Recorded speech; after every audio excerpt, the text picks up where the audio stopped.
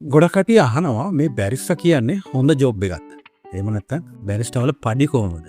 මේවල හොඳට පඩි ගෙවනවද? ඔව්. ඇත්තටම බැරිස්ටා කියන්නේ කමක ප්‍රොෆෙෂනල් ජොබ් එකක්. හරිද? ඔයාට ඕන තැනක ගිහිල්ලා ඔයාගේ ස්කිල් ටික පෙන්නලා, ඔයාගේ තියෙන හැකියාවන් පෙන්නලා, ඒ වගේම කස්ටමර් කෙනෙක් එක්ක ඩීල් කරන්න, ඒ වගේම ඔයාට කැෂියරින් පැත්ත, ඒත් එක්කම රීටේල් පැත්ත, කොපි නොලෙජ් එක මේ වගේ ගොඩාක් ලොකු ප්‍රොසෙස් එකක එකතුවක් තමයි මේ බැරිස්ටා කියලා කියන්නේ. ඉතින් ගොඩක් අය මයින් අහලා තිබ්බා මේ කෝස් එක කරපු ගමන් අපි ජොබ් එකක් හොයාගත්තොත් අපිට පඩිය කීයක් විතර හම්බෙයිද? සමහර කට්ටිය මට කිව්වා මට මෙච්චරක් පඩිය ඕනේ, මට මෙච්චරක් පඩිය ඕනේ, මේ ගානට පඩියක් ඕනේ. ඉතින් මට මේ වගේ ජොබ් එකකට ඇප්ලයි කරන්න පුළුවන් විදිහේ කෝස් එකක් කරවු පළියට කියලා. ඔව් ඇත්තටම මම පොඩි දෙයක් කියන්නම්. ඕගොල්ලෝ ඕනම ඉන්ඩස්ට්‍රියේදී ඒ වගේම උදාහරණයක් විදිහට ඔයගොල්ලන්ගේ අධ්‍යාපනයේදී උනත් ඕගොල්ලෝ මුලින්ම විභාග පාස් කරන්න. ඊට පස්සේ අපිට සාමාන්‍ය පෙළ, උසස් පෙළ, ඊට පස්සේ විශ්වවිද්‍යාලයට යනවා. ඊට පස්සේ විශ්වවිද්‍යාලේ උපාධිය අරගන්න. ඒ උපාධියෙන් පස්සේ තමයි ඔයගලන්ට ඒ ජොබ් එකක් හම්බෙන්නේ. ඉතින් ඒ ජොබ් එකේදී ඔයා උපාධියක් අරගෙන ඒ ජොබ් එකට ගිහපුවාලියට ඔයාට කිව්වම ලොකු සැලරි එකක් ගන්න බෑ. මොකද ඔයා ඒ ජොබ් එකේ පාරමත වෙන්න ඕන. ඔයා ප්‍රොෆෙෂනල් වෙන්න ඕන. ඔයා ස්කිල් හදා ගන්න ඕන. ඒ වගේ තමයි ඔයාගේ එක්ස්පීරියන්ස් එක ගන්න ඕන. ඉතින් මට ඒගොල්ලන්ට කියන්න තියෙන්නේ බැරිස්ටා ජොබ් එකත් ඒ විදිහම තමයි. ඔයා කෝස් එකක් කරවපු පළියට ඔයා කෝස් එක ඉවරලා අලුත් ජොබ් එකට ගියාට පස්සේ ඔයා බලාපොරොත්තු වෙන තරම් විශාල මුදලක් ඔයාට හම්බෙන්නේ නැහැ පඩියක් විතර. ඉතින් මමත් ඒ දේවල් කරලා තමයි මේ තත්ත්වයට අද බැරිස්ටා කෙනෙක් ආවේ. ඉතින් පළවෙනි දේ තමයි ඔයා කෝස් එක කරාට පස්සේ කෝස් එකේදී ඔයාට බේසික් දේවල් ටික උගන්වනවා. හරිද? මුලින්ම කොපි නොලෙජ් එක, ඉතින් මැෂින් කැලිබ්‍රේෂන් ගැන, කොපි හදන විදිය, කොපි කොහෙන්ද ආවේ, මේ කොපි වර්ග එක දේවල් ඔයාට ඒකෙදි උගන්වනවා. හැබැයි ඔයා කෝස් එක ඉවරලා අපි එන්න ඔයා කොහෙද තැනක වැඩට ගියාට පස්සේ ඇත්තම ඔයා ඇවිල්ලා එතන බිගිනර් කෙනෙක්. ඒ කියන්නේ අපි කියනවා ට්‍රේනින් බැරිස්ටා කෙනෙක්, ට්‍රේන්සි කෙනෙක් කියලාද. ඉතින් අන්නේ ට්‍රේන්සි කාලය තුල තමයි ඔයාට මේ ජොබ් එක කොයි වගේද, මේ ජොබ් එකේ හම්බෙන්නේ කොයි වගේ කස්ටමර්ස්ලාද. ඒතර කස්ටමර් සර්විස් එක කියන්නේ මොකද්ද? අපි කොපි එකක් හරියට කස්ටමර් හදලා දෙන්නේ කොහොමද? ඊළඟ තමයි මැෂින් එකක් අපි බ්‍රේක් ඩවුන් වුණොත් කොහොමද ඒක හදාගන්නේ? ඒ වගේම තමයි මැෂින් එකක් අපි කොහොමද කැලිබ්‍රේට් කරගන්නේ? ඒ වගේම තමයි කස්ටමර්ස්ලාට අපි රීටේල් සේල් කරනවා නම් කොපි බීල්ස්, එතකොට මැෂින් වර්ග, කාප්ස් වර්ග ඒ දේවල් කරනවා නම් අපි කොහොමද ඒවා කරන්නේ? ඔන්න ඔය ටික තමයි ඔයා ට්‍රේනින් කාලෙන් ඉවරුනාට පස්සේ අලුත් තැනකට ගිහිල්ලා ඔන්න ඔය ටික තමයි ඔයා ටික ටික ඉම්ප්‍රූව් කරගන්න ඕනේ. නැත්නම් ඔයා වැඩි දියුණු කරගන්න ඕනේ ඔයාගේ ජීවිතේ. ඔයාට හොඳ බැරිස්ටා කෙනෙක් වෙලා ඉස්සරහට ගිහිල්ලා හොඳ සැලරියක් ගන්න පුළුවන් නම්.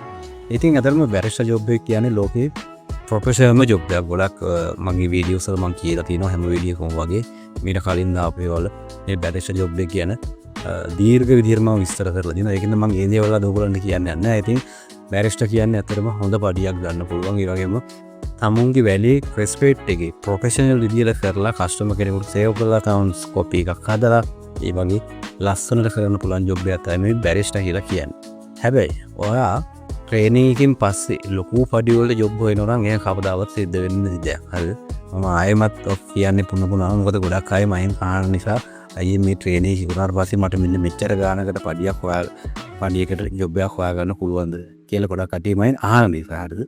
ඒ නිසා ඕනම ඉන්ඩස්ට්‍රි එක වගේ තමයි බැරිස්ටා අනිත් ඉන්ඩස්ට්‍රි වල වගේම තමයි බැරිස්ටා ඉන්ඩස්ට්‍රි එකත්. ඔයාට මුලින්ම ඔයාගේ ට්‍රේනින් එක ඉවර කරලා ඊට පස්සේ ඔයා ගිහිල්ලා ඔයාගේ ස්කිල් ටික, එක්ස්පීරියන්ස් එක හදාගන්න. හරිද? ඔයා කොහේ හරි වැඩ කරනවා නම්, ඔයා කොහේ හරි වැඩ කරන්න බලාපොරොත්තු වෙනවා නම් ඔයා මුලින්ම ෆෝකස් කරන්න ඕනේ පඩිය නෙවෙයි. ඔයා මුලින්ම ෆෝකස් කරන්න ඕනේ ඔයාගේ ස්කිල්, එක්ස්පීරියන්ස් එක හදාගන්න.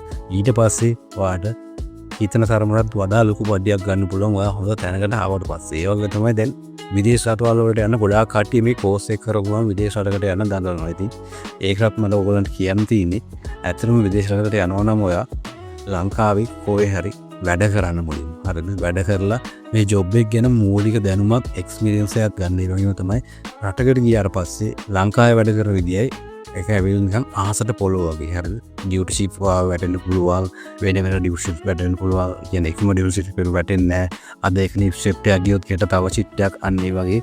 ඒ වගේ දේවල්ටත් බාට හුරු වෙනවා. අපි ගොඩක් දුරට ලංකාව වගේ වැඩ කරනවා. ඉතින් අපිට කැමති ශික්ටයක් එම නැත්තම් උදේ හවසන අවසේට යන්න පුළුවන්. හැබැයි රටකට ගියාට පස්සේ ඔයාට ඒගොල්ලෝ ඒ කම්පැනි එහෙම නැත්නම් ඔයාගේ ස්ටෝර් ඉන්චාර්ජ් නැත්නම් ඔයාගේ සුපර්වයිසර් නැත්නම් ඔයාගේ හෙඩ් බැරිස්ටර් ලීඩ් බැරිස්ටර් කවුරු හරි ඒ දාන ස්කෙඩියුල් එකට තමයි ඔයා ජොබ් එක කරන්න වැඩට යන්නත් ඕනේ. ඒක නිසා මේ වගේ දේවල් වලට ඔයාට කූරු වෙන්න වෙනවා. ඒක නිසා මම කියන්නේ හොඳම දේ කෝස් එකක් කරලා රට යන්න ඉන්නවට වඩා ඔයා පුළුවන් තරම් ලංකාවේ කොහේ හරි හොඳට වැඩ කරලා ඔයාට එක්ස්පීරියන්ස් එකක් ගන්න.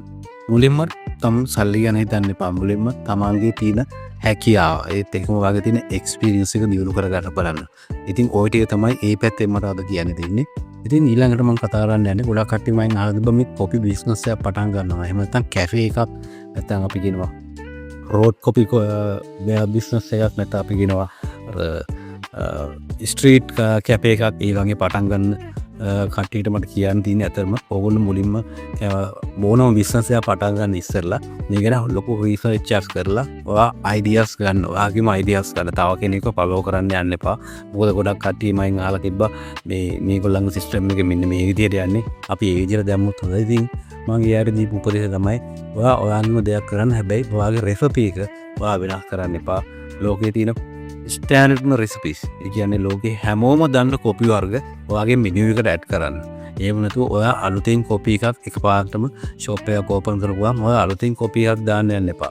අපි කියනවා ලෝකේ කොයි වෙලාවෙත් හැමතැනම තියෙන කොපි වලට අපි කියන්නේ ක්ලාසික් කොපි. අන්නේ ක්ලාසික් කොපි ටික ඔයා හරියට ફોකස් කරලා ඔයා ඔයාගේ පාරිභෝගිකයට හරියට විකුණන්න. ඊට පස්සේ ඔයාගේ බිස්නස් එක ඔටෝම ඉන්ක්‍රීස් වෙනවා. හරිද? කොපි එකේ ක්වොලිටි ඔයා පාවිච්චි කරන ඩීන් එක, ඊට ඔයාගේ මැෂින් එක, ඒ වගේම ඔයාගේ කොපි ෂොප් එකේ හරි කැෆේ එකේ හරි තියෙන වෙනියු එක, අන්න ඒ ටික කස්ටමර් කෙනෙක්ට පුළුවන් තරම් එයාගේ කස්ටමර් කෙනෙක් කොපි ෂොප් එකට ආවට පස්සේ එයාගේ මනස ඒකට ඇදිලා බීලා අර එයා නිකන් ඉන්ෆ්‍රෙස් වෙන විදිහට ඔයා පුළුවන් තරම් යන්න ඉමේල් කරන්න බලාපොරොත්තු වෙන. එහෙම නැතුව තව කවු කරන එකක් කොපි කරලා කරන්න යන්න එපා. එහෙම කරාට කවදාවත් ඔයාට ඉස්සරහට එන්න අමාරුයි.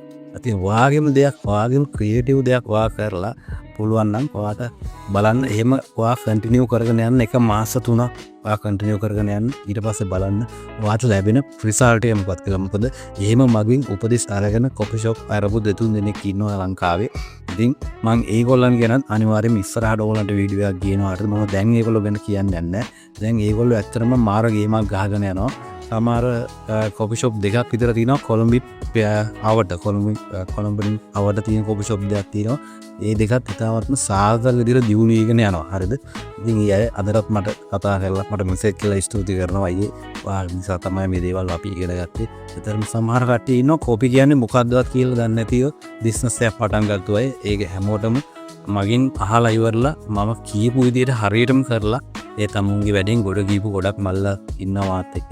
ඉතින් ඔයගොල්ලටත් මට කියන්න තියෙන ඔයගොල්ලෝ බිස්නස් සයිඩ් එකේ මොනවා හරි දෙයක් පටන් ගන්නවා නම් හැම දෙයක්ම හොඳට රිසර්ච් එකක් දාලා බලන්න. ලොකේෂන් එකක්, එතකොට ඔයාගේ ඉතේ තියෙන මොනවා හරි ෂොප් එකක අයිඩියා එකක්, එතකොට ඔයාගේ තියෙන වෙනියු එක, ඒ ඔයා හදන වෙනියු එක, ඒ වගේ දේවල් ඔයා හොඳට බලලා ඉවරලා මේ වගේ දෙයක් පටන් ගන්න. නැත්නම් මොකද බොරුවට අපරාධේ ලක්ෂ ගණනක් ඔයා වේදන් කරලා පටන් අරගෙන ඔයාලා ඉස්සරහට එකකින් යන්න බැරිනොත් ඒකේ පාඩුව දරා ගන්න වෙන්නේ ඔයාටම තමයි. ඉතින් බැරිස්ටර් ඉන්ඩස්ට්‍රි එකේ තවත් අලුත් වීඩියෝ එකකින් හම්බෙනකම් ගිහිල්ලා එන්නම්. ඉතින් මතකතු channel එක subscribe කරන්න, වීඩියෝ එක like කරන්න. ඒක ඔයාලා මොනවද දැනගන්න තියෙනවා නම් comment section එකේ comment එකක් දාන්න. ඒ වගේම මාව contact කරන්න ඕන නම් මම මගේ email එකයි phone number එකයි channel description එකේ දාලා තියෙනවා. එහෙනම් තවත් අලුත් වීඩියෝ එකකින් හම්බෙනකම් ගිහිල්ලා එන්න. හැමෝටම ජය ජය.